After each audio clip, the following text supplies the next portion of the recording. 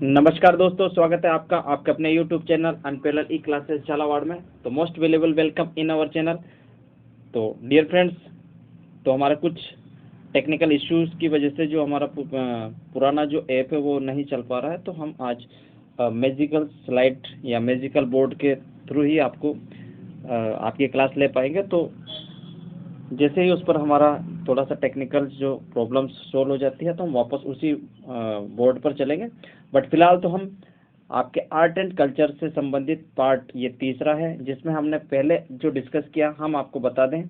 That is हमने आपके साथ डिस्कस किया कि आर्ट एंड कल्चर में जो 2009, 2011, 2013 और 2016 में जितने भी क्वेश्चंस राजस्थान जीके या आर्ट एंड कल्चर से पूछे गए हम इस वीडियो के अंतर्गत डिस्कस करते हैं। और इस सेशंस के अंतर्गत इम्पोर्टेंट हमने सबसे पहले बात करी थी गोरापा हमें दो, उससे हम पंच पीरों को इजी तरीके से याद रख सकते हैं। भीलों के जो नृत्य हैं उसे हम नेहा गैंग युद्ध करती घूम रही है उस ट्रिक से याद रख सकते हैं। और जीजी फैक्टर से हम गोगा जी और गजनवी के मध्य में युद्ध हुआ था स्पेशली, और गजनवी ने तो गोगा जी को जिंदा पीर की उपाधि भी दी थी। ये सारी की सारी बातें हमने डिस्कस की थी इससे पहले वाले वीडियो में। और हमने बात करी थी आपके हाथीमड़ा नृत्य भीलों के द्वारा कृष्णा विलास महल उदयपुर में। बस्सी की जो कास्ट कला है वो आपकी चित्तौड़ की फेमस है।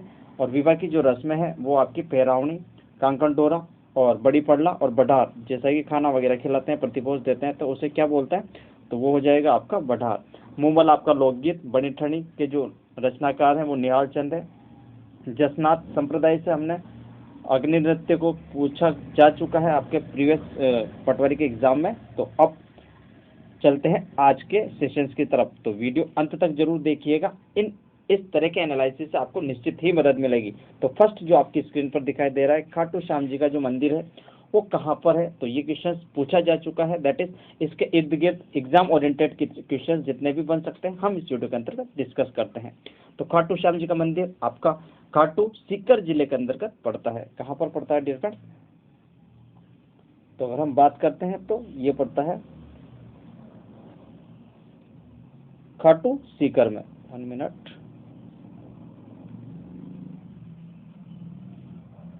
ठीक है।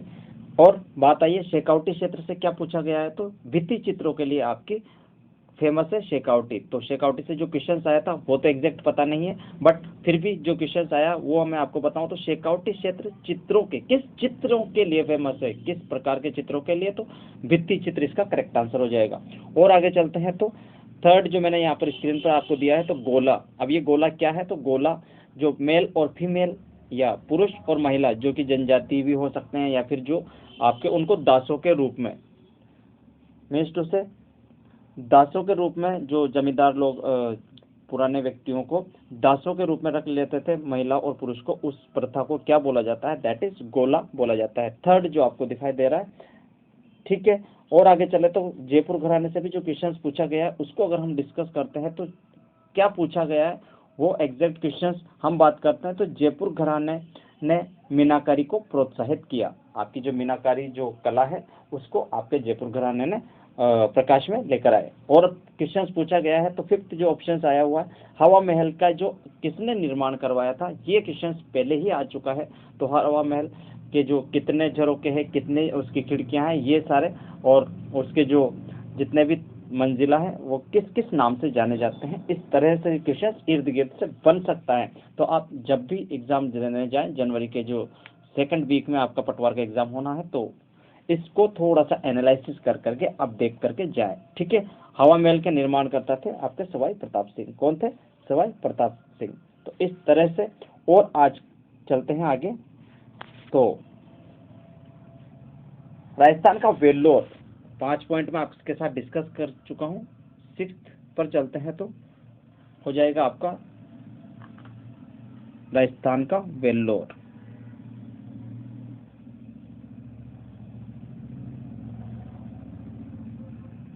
अब ये कौन सा दुर्ग है, तो बेसरोडगढ़ दुर्ग, बेसरोडगढ़ दुर्ग, ठीक है। और बात करते हैं डियर फ्रेंड्स, ये सारे के सारे रियल और ऑथेंटिक तरीके से पूछे जा चुके हैं। आप इनको सिर्फ एक बार रिवाइज कर जाए। बाकी इनके जो में भी ऐसा होता है कि क्वेश्चंस रिपीट हो जाए वो अलग बात होती है, लेकिन ऐसे कम ही चांसेस होते हैं कि क्वेश्चंस रिपीट हो, तो इसके इर्द गिर्द चीज़ें थोड़ा सा बन जाती है इम्पोर्टेंट। बात करें यहाँ पर और क्या पूछा जा चुका है, तो धींगा गवर बेंतमार एक त्योहार है, धींगा गंवर बेंतमार, ठीक है। ये पूछा जा चुका है जो कि बैसाख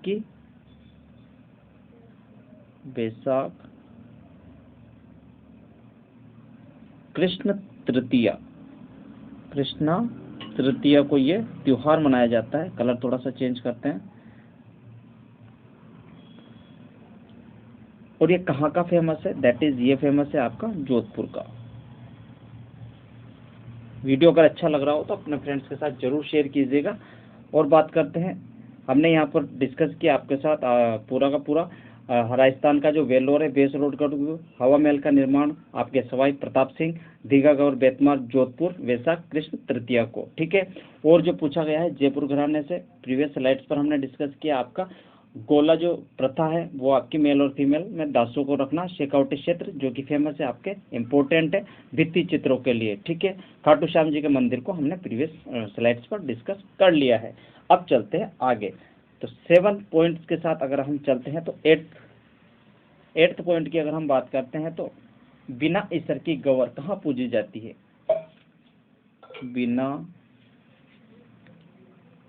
ईश्वर की गौर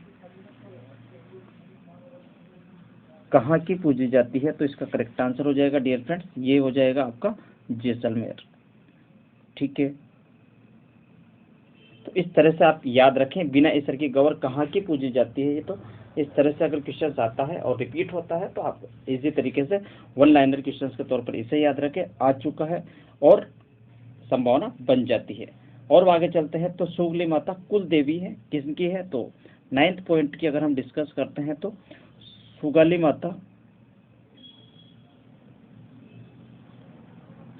माता कुल देवी है,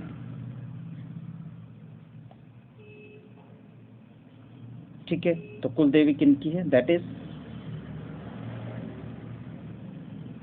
आवा के ठाकुरों की, ठीक है, आवा के ठाकुरों की। इस तरह से बिना ईश्वर की गौर कहाँ की, जैसलमेर की। और सुगाली माता कुलदेवी है आपकी कहाँ की, दैट इज आवा के ठाकुरों की। तो इस क्वेश्चंस को भी आप देख करके जाए।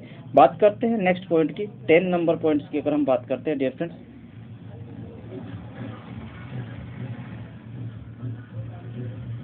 ठीक है। तो आगे चलते हैं, नागणेची माता कुलदेवी है। जब बात आई है कुलदेवी की तो सुगाली माता आवा के ठाकुरों की है। तो एक और माता जी को हम ले लेते हैं, नागणेची माता।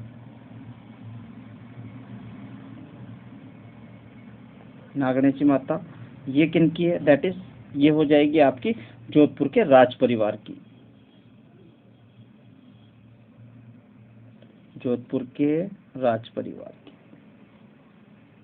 ये थोड़ा सा एग्जाम ओरिएंटेड क्वेश्चन से नहीं आया हुआ है, आपको थोड़ा सा इम्पोर्टेंट के लिहाज से ये चीज़ बताई जा रही है। जो चीज़ें अभी तक आई है वो तो मैं आपको बता ही रहा हूँ, साथ में एग्जाम ओरिएंटेड के हिसाब से कौन से इम्पोर्टेंट बन जाती हैं वो भी हम बात करते हैं। तो 11th पॉइंट की तरफ अगर हम चलते हैं तो चामुंडा माता, चामुंडा माता आपकी जालोर के सोनगुराव की हो जाएगी। चामुंडा माता कुलदेवी कहाँ की है या किसकी कुलदेवी है, दैट इज बात करते हैं तो ये हो जाएगी जालोर के सोनगरा परिवार की, ठीक है, जालोर के सोनगरा। तो इस पॉइंट से आपको इतनी जानकारी मिल जाती है। मूव करते हैं नेक्स्ट पॉइंट्स पर। तो 12th पॉइंट पर अगर हम चलते हैं डियर फ्रेंड्स, तो आशापुरा माता की जो कुल देवी है वो हो जाएगी जालोर के सोनगरा। और चामुंडा माता, सॉरी एक जो मिस्टेक हुई है मेरे द्वारा उसे आप सही कर लीजिएगा। जो नागणेची माता है कुल देवी जोधपुर के परिवारों की। और ऐसा अगर क्वेश्चन आ जाए, थोड़ा सा इसको ठीक कर लीजिएगा, नागणेची माता आपकी अगर कुल देवी क्वेश्चन आता है, नागणेची माता की कुल देवी किनकी है, तो ये याद रखें जोधपुर के राज परिवार की, जोधपुर के राज परिवार की। अगर यही क्वेश्चन आता है आराध्य देवी की अगर बात आती है तो इसका करेक्ट आंसर हो जाएगा चामुंडा माता। ये थोड़ा सा मेरे द्वारा थोड़ा सा मिस्टेक हो गया था, तो इसे आप मार्क कर सकते हैं। छोटी मोटी जो मिस्टेक्स हो जाती है तो इजी तरीके से आप नागणेची माता से जरूर याद रखें। कुल देवी जोधपुर के राज परिवार की, और अगर क्वेश्चन पूछे कि आराध्य देवी है तो नागणेची माता किनकी आराध्य देवी है, या आपके जो जोधपुर के राज परिवार की जो आराध्य देवी है वो आपकी हो जाएगी चामुंडा माता। ठीक है, बात करते हैं आगे की तरफ। अगर हम मूव करते हैं डियर फ्रेंड्स, तो गोगा जी और तेजा जी दोनों ही नागों के देवता हैं, तो इन्हें भी आप इजी तरीके से याद रखें। 13th पॉइंट पर अगर हम चलते हैं तो गोगा जी और तेजा जी। ठीक है, कंफ्यूज नहीं होना है, सीधा क्वेश्चंस ऑप्शंस के आधार पर जाना है, क्योंकि वहां पर अगर गोगा जी ऑप्शंस में मिलेगा तो तेजा जी नहीं मिलेगा, और तेजा जी मिलता है तो फिर आपको गोगा जी वहां पर ऑप्शंस में नहीं मिलेगा। नागों के देवता, नागों के देवता हो सकता है थोड़ी सी जगह यहाँ पर कम हो, तो आप समझ जाना। ठीक है, बात करते हैं आगे। तो आपके गढ़बीटली जो दुर्ग है 14th पॉइंट पर अगर हम चलते हैं तो डियर फ्रेंड्स परेशान ना होइए, मैं आपको वापस से अभी थोड़ी देर बाद वापस से जो नागणेची माता का जो कंफ्यूजन डेवलप हुआ है तो उससे आप परेशान मत होइए। मैं लास्ट में फिर से एक बार फिर से उसको रिपीट कर दूंगा और अच्छे से करूंगा। वो वहाँ पर थोड़ा सा कुछ मिस अंडरस्टैंडिंग हो गई थी, और उसी चीज़ से मैंने थोड़ा सा आपको कुल देवी और आराध्य देवी का वहाँ पर क्वेश्चन बन सकता है, तो मुझे ऐसे याद आ गया था एक्चुअल में, तो मैं आपको थोड़ा सा एक्सप्लेन थोड़ा ढंग से नहीं कर पाया। तो चलते हैं चामुंडा, सॉरी, बात करते हैं गढ़बीटली। गढ़बीटली, अब गढ़बीटली ये वाला दुर्ग कौन सा है, तो इस दुर्ग के बारे में पूछा जा चुका है। गढ़बीटली आपका तारागढ़, और तारागढ़ ये कहाँ पर है, तो ये पड़ता है आपका अजमेर के अंदर। ठीक है, तो इस पॉइंट से आपको इतनी जानकारी मिल जाती है। गढ़बीटली कहाँ पर पड़ता है, तो गढ़बीटली तारागढ़ दुर्ग का ही नाम है, और ये अजमेर के अंतर्गत आता है। ठीक है, दरिया, बात करते हैं आपके पावना गीत क्या है 5th पॉइंट पर, और आज का लास्ट और अंतिम जो पॉइंट्स है उसकी अगर हम बात करते हैं तो आपका पावना गीत, पावना गीत। ठीक है, पावना गीत में क्या होता है कि दामाद को ससुराल में खाना खिलाते समय ये गीत गाया जाता है। कब गाया जाता है पावना गीत, तो दामाद के ससुराल पहुंचने पर वहाँ उसके जो मनवार होती है और खाना वगैरह खिलाते हैं, तो उसको क्या बोला जाता है, दैट इज पावना गीत गाए जाते हैं। तो ये थे आज का लेक्चर्स और एनालिसिस 2009, 2011, 13 और 16 में पटवारी का आए हुए रियल और ऑथेंटिक क्वेश्चंस को हम यहाँ पर डिस्कस कर रहे हैं। मैं भी ये रिपीट हो और नहीं भी रिपीट होते हैं तो इसके इर्द गिर्द क्वेश्चंस को आप जरूर देख करके जाएं। इन वीडियोस से आपको निश्चित ही मदद मिलेगी। तो चलिए आइए मैं थोड़ा सा आपको प्रीवियस जो थोड़ा सा मिसअंडरस्टैंडिंग की वजह से मैंने कुछ आपको जो गलत इन्फॉर्मेशन थी उसको अगर थोड़ा सा करेक्ट करते हैं। तो बात है यहाँ पर नागणेची माता की।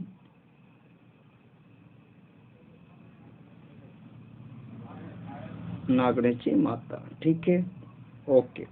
अब आइए नागणेची माता की, तो ये कुल देवी हैं आपकी किनकी, थोड़ा सा अच्छे से अगर डिस्क्राइब करें तो कुल देवी। ठीक है, अब ये कुल देवी हैं आपकी जोधपुर के राज परिवार की। जोधपुर का जो शाही परिवार है, जोधपुर के राज परिवार की। ठीक है, इतना तो आपको वन लाइनर पर पहले ही पटवारी में पूछा जा चुका है। अब यहाँ से कौन सा क्वेश्चन जनरेट होता है, तो यहाँ से क्वेश्चन जनरेट होता है वो मैं आपको बताऊं। तो जो ये जोधपुर का जो शाही परिवार है, 1 मिनट, इसकी अगर आराध्य देवी अगर आपसे पूछता है, आराध्य देवी, ठीक है, अब ये आराध्य देवी अगर पूछता है जोधपुर के राज परिवार की, तो ये हो जाएगी आपकी चामुंडा माता। इस तरह से चीजों को आप लिंक कर करके पढ़ेंगे तो शायद इवन दो आपका सिंगल क्वेश्चन भी गलत नहीं होगा। सो आशा करते हैं वीडियो आपको अच्छा लगा होगा। आज थोड़ी सी टेक्निकल इश्यू है हमारे ऐप के अंतर्गत, तो वहाँ पर हम आपको नहीं दिखा सकते चीज़ें, और मैं भी थोड़ा सा अनकंफर्टेबल फील कर रहा हूँ इस ऐप के थ्रू। सो अच्छा लगा हो वीडियो तो अपने फ्रेंड के साथ जरूर शेयर कीजिएगा, और डेली 9 PM पर या रात्रि 9 बजे आना ना भूलिएगा। इसी तरह से जब तक आपका पटवारी का एग्जाम नहीं हो जाता, हम इसी तरह से रूबरू होते रहेंगे और डेली मैं आपको इस तरह से वीडियो प्रोवाइड करता रहूँगा। फॉर्मेट रिकॉर्डेड वीडियो का फॉर्मेट रहने वाला है, इससे कि क्या आपको क्वालिटी कंटेंट के साथ बेटर तरीके से चीज़ें प्रोवाइड की जा सके। So thanks for watching this video. और मेरे चैनल के साथ अगर नए आप जुड़े हैं तो जरूर शेयर कीजिएगा, सब्सक्राइब कीजिएगा, ताकि आपको रात्रि 9 बजे वीडियो प्राप्त हो सके। So thank you, bye bye, take care. मिलते हैं कल रात को 9 बजे।